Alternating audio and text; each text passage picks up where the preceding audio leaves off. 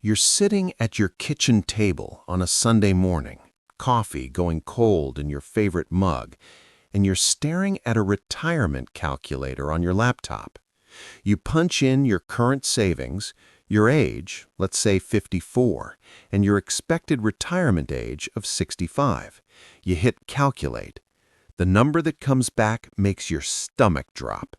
According to this thing, you're about $400,000 short of what you'll need.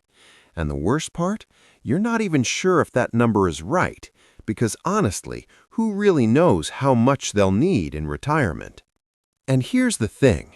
My name is Synth, and I spend way too much time thinking about money, retirement planning, and why so many people in their 50s suddenly wake up to this terrifying realization that they're a decade away from retirement and somehow both behind schedule and completely unsure what on schedule even looks like.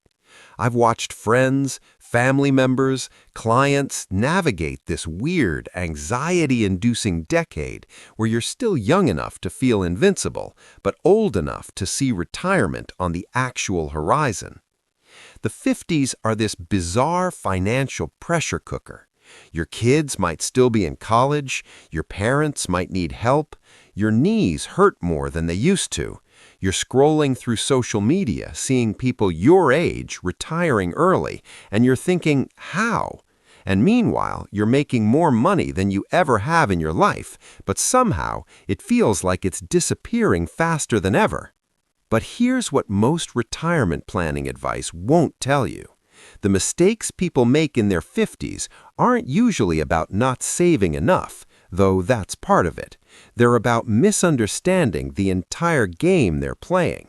They're about psychological traps, outdated assumptions, and decisions that seem perfectly reasonable in the moment, but turn out to be financially devastating. So what I want to do today is walk through the most common and most damaging retirement planning errors I see people making in their 50s. Not the obvious stuff. I mean the subtle, sneaky mistakes that can derail your entire retirement without you even realizing it until it's too late. Okay, so here's the first big one, and it's almost entirely psychological. When you're in your 40s, retirement is still kind of far away. You've got 20, 25 years. But then you hit 50, and suddenly you've only got 15 years max before retirement. And here's the problem. Most people don't adjust their behavior to match this new timeline. I had a conversation with a guy, let's call him David, who was 52, making about $120,000 a year, and he was still contributing just 6% to his 401k, because that's what he'd always done. 6%. When I asked him why, he said, I don't know, it seemed like enough. But when you're in your 50s, you don't have time to let compound interest do the heavy lifting anymore. You're in the sprint phase. The math here is brutal. If you're 52 and you want to retire at 65, you have 13 years. 13 years of earnings, 13 years to close whatever gap exists. And yet so many people are still operating with the mindset of someone who has 25 years to figure it out. The fix? You need to radically increase your savings rate if you're behind. I'm talking about getting to 15%, 20%, even 25% of your income if possible. Every percentage point matters exponentially more in your 50s than it did in your 30s. If you can cut $500 a month from your budget and redirect it into retirement savings, that's $6,000 a year, which over 13 years is nearly $80,000, and that's before any investment growth. This one kills me because it's so seductive and so dangerous. The plan goes like this. I'm behind on retirement savings, but it's fine because I'll just work until I'm 70 instead of 65. Problem solved. Except, will you? Here's the uncomfortable truth. Nearly half of people end up retiring earlier than they planned, not because they want to, but because they have to. Health issues, layoffs, caregiving responsibilities, age discrimination, because yes, that's real. I remember talking to a woman, Linda, 57, who was absolutely convinced she'd work until 70. She was a graphic designer, freelancing, doing well. But then she developed arthritis in her hands. Just like that, her career was essentially over at 59. All those plans? Gone. Planning to work longer isn't a retirement plan. It's a hope. And you can't build financial security on hope. You need to save like you're retiring at 65, even if you intend to work longer. Because retirement isn't always a choice. Sometimes it chooses you. Let's talk about healthcare, because this is where people get absolutely destroyed. There's this pervasive myth that Medicare covers everything once you hit 65, so you don't really need to worry about medical expenses. Wrong. So wrong. Medicare has gaps, big gaps. It doesn't cover dental, vision, hearing aids, or long-term care. The average couple retiring today will spend somewhere around $300,000 to $400,000 on healthcare costs in retirement, and that's average. But here's what really gets people. They don't plan for it. They've got their retirement savings, maybe $500,000, and they're thinking about their withdrawal rate plus Social Security, but they haven't accounted for the fact that a significant chunk, maybe 20 to 30%, will be health care. I talked to a couple planning to retire early at 62 with about $600,000 saved, but they were retiring before Medicare eligibility, which meant they'd need to buy private health insurance for 3 years. They looked into it and discovered it would cost them about $1,800 a month. That's over $21,000 a year. For 3 years, that's $64,000, more than 10% of their entire retirement savings. The fix?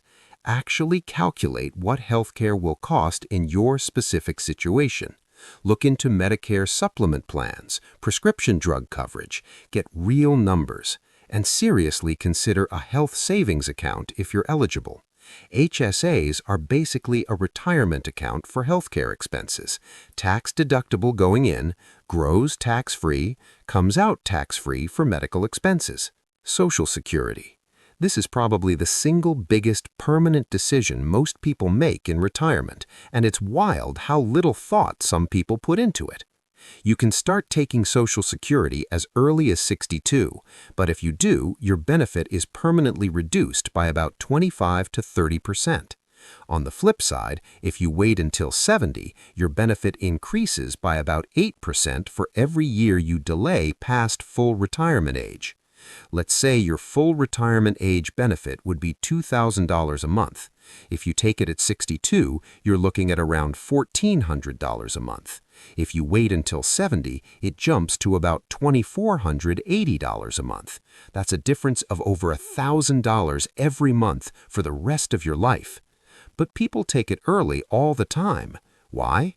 Usually because they're scared or they need the money.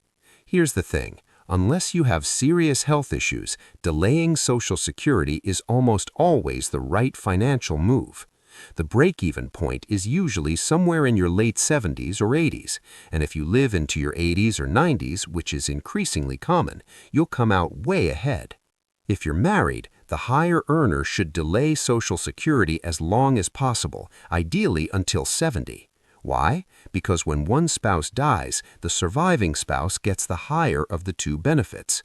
But to delay Social Security, you need other income to live on, which means you need retirement savings, which brings us back to error number 1. There's this instinct that kicks in as people get older, where they want to move everything into bonds, CDs, savings accounts, anything that feels safe. And I get it. The idea of losing 30% of your retirement savings in a market crash when you're 58 is terrifying, but being too conservative can actually be riskier. Why? Because you still have a long time horizon. If you retire at 65, you might live another 25 or 30 years.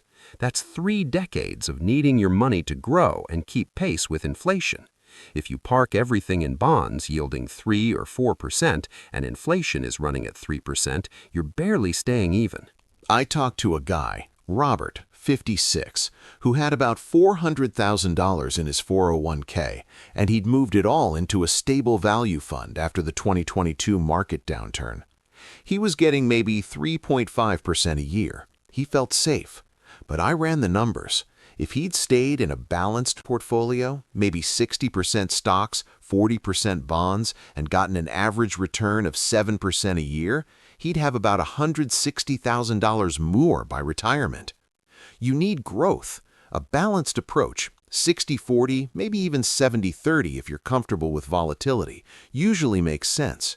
You can't afford to play it completely safe when you've still got 30 years ahead of you. This one is painful, but it happens all the time. You're facing a financial crisis. Maybe you lost your job. Maybe you have a major medical expense, and you think, I've got $300,000 in my 401k. I'll just take out $30,000 to get through this. Stop. Don't do it. When you withdraw from a 401k before age 59 and a half, you get hit with a 10% early withdrawal penalty plus regular income taxes. So that $30,000 withdrawal, you'll probably pay about $10,000 to $12,000 in taxes and penalties, meaning you only actually get $18,000 to $20,000. But it's even worse. That $30,000 could have grown to $60,000 or more by retirement if you'd left it invested. You're not just losing the money now, you're losing all the future growth too. I know emergencies happen, but rating your retirement should be the absolute last resort.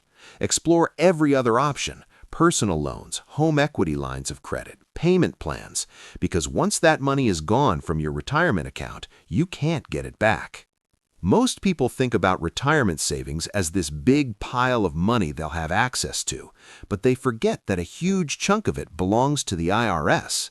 If you've got $500,000 in a traditional 401k, that's not really $500,000. After taxes, it might be $350,000 or $400,000. And here's where people mess up. They don't plan for the tax bill. They assume their taxes will be lower in retirement, which might be true, but not always. If you have pension income, Social Security, required minimum distributions, maybe rental income, all of that is taxable. The smart move in your 50s is to start thinking about tax diversification. You want money in 3 buckets: taxable accounts, tax-deferred accounts like traditional 401ks, and tax-free accounts like Roth IRAs. Roth conversions are huge here. You take money from your traditional IRA and convert it to a Roth. You pay taxes on it now, but then it grows tax-free forever. If you've had a lower income year, maybe you got laid off, that's an opportunity to do Roth conversions at a lower tax rate. Also think about where you'll live in retirement. State taxes matter. Retiring in Florida or Texas versus California or New York can save you tens of thousands of dollars a year. People consistently underestimate their life expectancy, and it wreaks havoc on their retirement planning. If you're 55 and decent health, there's a reasonable chance you'll live into your mid-80s or beyond.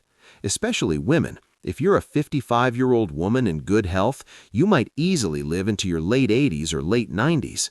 But when people plan for retirement, they often use numbers like, "I'll live till 80."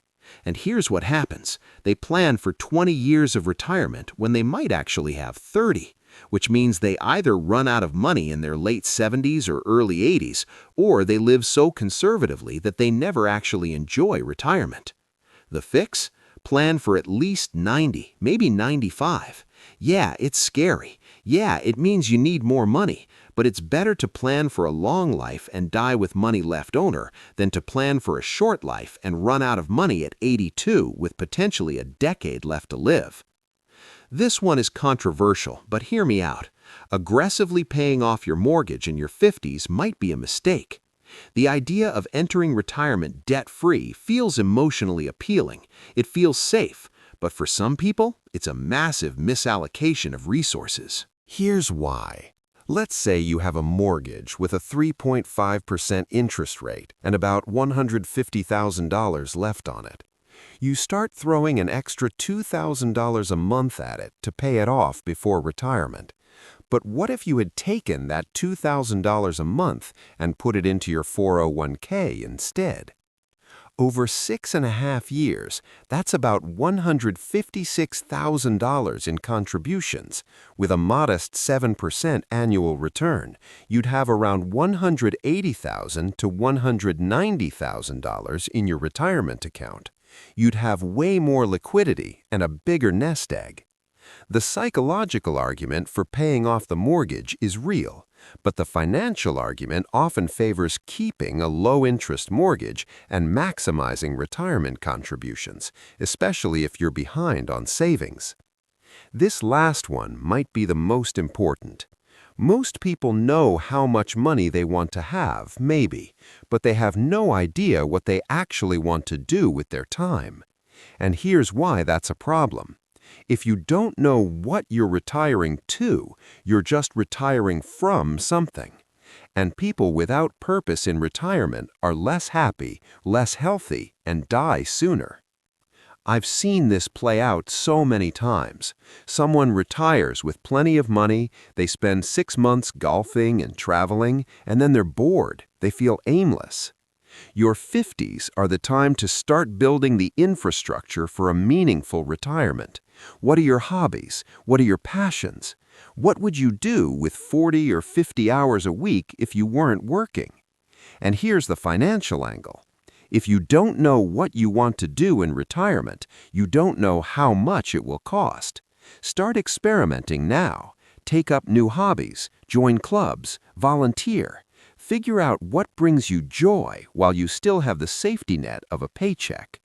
Look, I get it. Your 50s are overwhelming. You're caught between caring for aging parents and supporting kids who maybe aren't as independent as you'd hoped. You're dealing with career stress and this looming reality that retirement is actually going to happen in the next 10 to 15 years. But here's what I want you to understand. It's not too late. Not even close.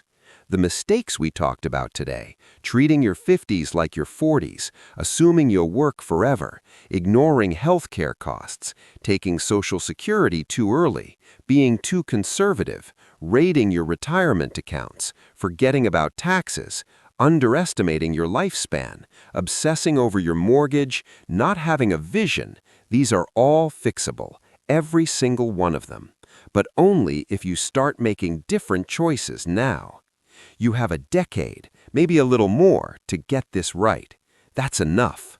Enough to radically increase your savings rate, enough to get your investment strategy dialed in, enough to make smart decisions about Social Security, enough to plan for health care, enough to figure out what you actually want your retirement to look like. The biggest mistake you can make in your 50s isn't being behind on savings, it's inaction. It's pretending everything is fine when it's not. But if you're willing to get honest with yourself, to look at the numbers even when they're uncomfortable, to make sacrifices now, you can build a retirement that's not just financially secure, but genuinely fulfilling. Your 50s are your last great opportunity to course correct. Don't waste them. Start today. You've got this.